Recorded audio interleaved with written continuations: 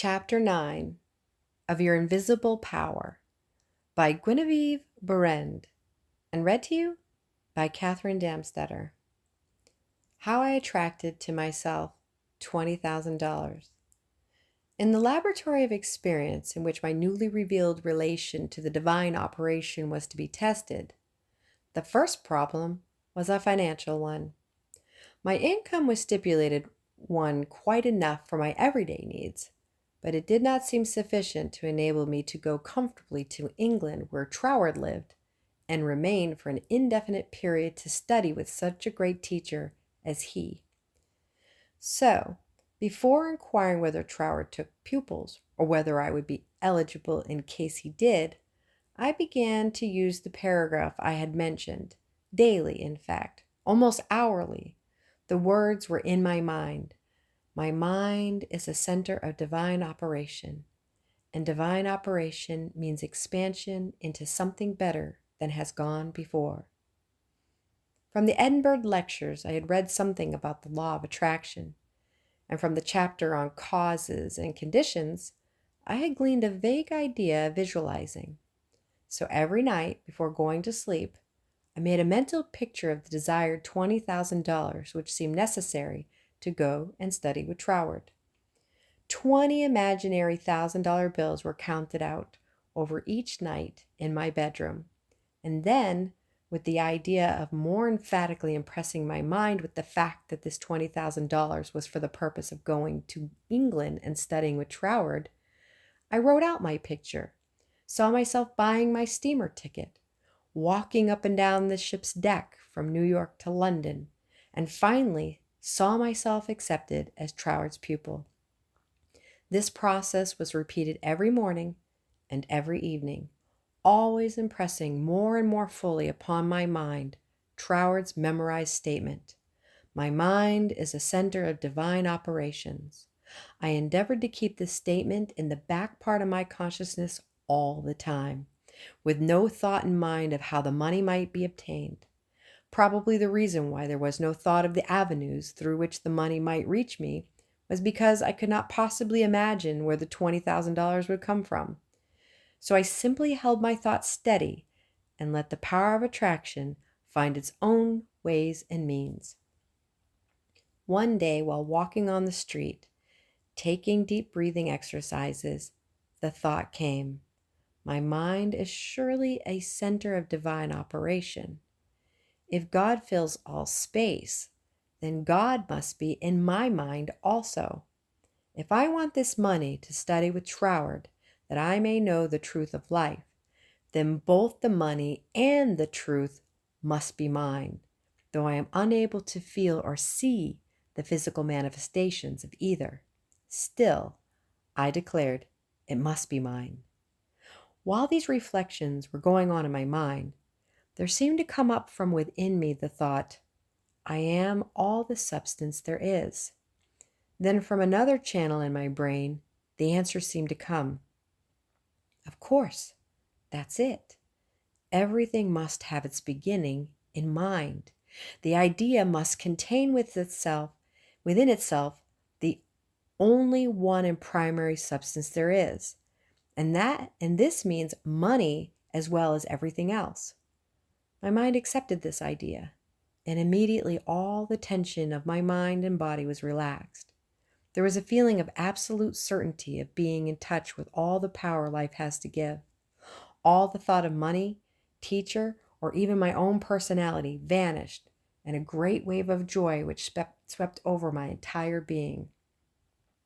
I walked on with this feeling of joy steadily increasing and expanding until everything about me seemed to glow with resplendent delight. Every person I passed appeared illuminated as I was. All consciousness of personality had disappeared, and in its place there came a great and almost overwhelming sense of joy and contentment. That night when I made my picture of the $20,000, it was with an entirely changed aspect. On previous occasions when making my mental picture, I had felt that I was waking up something within myself. This time there was no cessation of effort. I simply counted over the $20,000. Then, in the most unexpected manner from a source of which I had no consciousness of at the time, there seemed to open a possible avenue through which the money might reach me.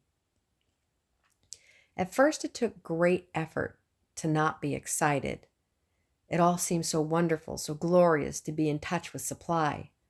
But had not Troward cautioned his readers to keep all excitement out of their minds in the first flush of realization of union with infinite supply, and to treat this fact as a perfectly natural result which had been reached through our demand?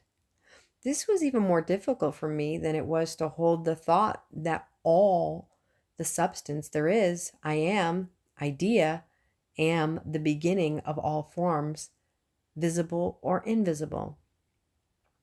Just as soon as there appeared a circumstance which indicated the direction through which the $20,000 might come, I not only made a supreme effort to regard the indicating direction calmly as the first sprout of the seed I had sown in the absolute, but left no stone unturned to follow up with that direction, thereby fulfilling my part. By doing so, one circumstance seemed naturally to lead to another, until step by step my desired $20,000 was secured. To keep my mind poised and free from excitement was my greatest effort. The first concrete fruition of my study of mental science, as expounded by Troward's book, had come by a careful following of the methods he had outlined. In this connection, therefore, I can offer to the reader no better gift than to quote Troward's book, The Edinburgh Lectures, from which may be derived a complete idea of the line of action I was endeavoring to follow. In the chapter on causes and conditions, he says, "To get good results, we must properly understand our relation to the great impersonal power we are using. It is intelligent, and we are intelligent, and the two intelligences must cooperate. We must not fly in the face of the law, expecting it to do for us what it can only do through us, and we must therefore use our intelligence with the knowledge that it is acting as the instrument of the greater intelligence. And because we have this knowledge, we may and should cease from all anxiety as to the final result. In actual practice, we must first form the ideal conception of our object with the definite intention of impressing it upon the universal mind. It is this thought that takes such thought out of the region of mere casual fancies, and then affirm that our knowledge of the law is sufficient reasons for a calm expectation of a corresponding result, and that therefore all necessary conditions will come to us in due order.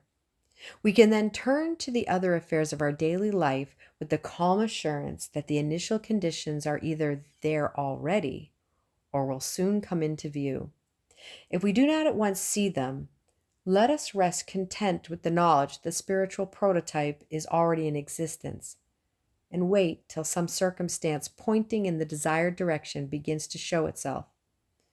It may be a very small circumstance, but it is the direction and not the magnitude which is to be taken into consideration. As soon as we see it, we should regard it as the first sprouting of the seed sown in the absolute, and do calmly and without excitement whatever circumstances seem to require.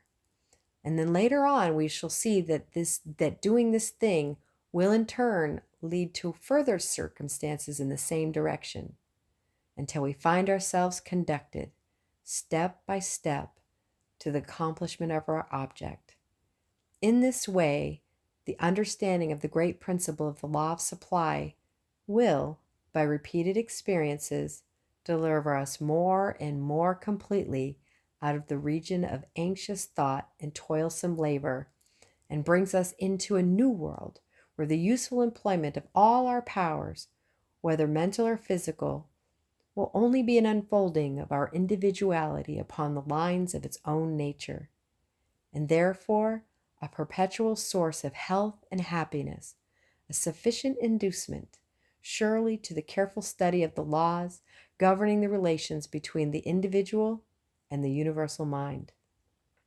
To my mind, then as now, This quotation outlines the core and center of the method and manner of approach necessary for coming in touch with infinite supply. At least it, together with the previously quoted statement, "My mind is the center of divine operation," etc., constituted the only apparent means of attracting to myself the $20,000.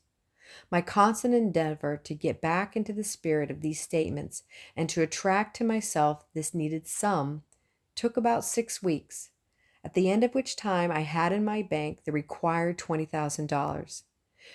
This could be made into a long story, giving all the details, but the facts, as already narrated, will give you a definite idea of the magnetic condition of my mind while the $20,000 was finding its way to me.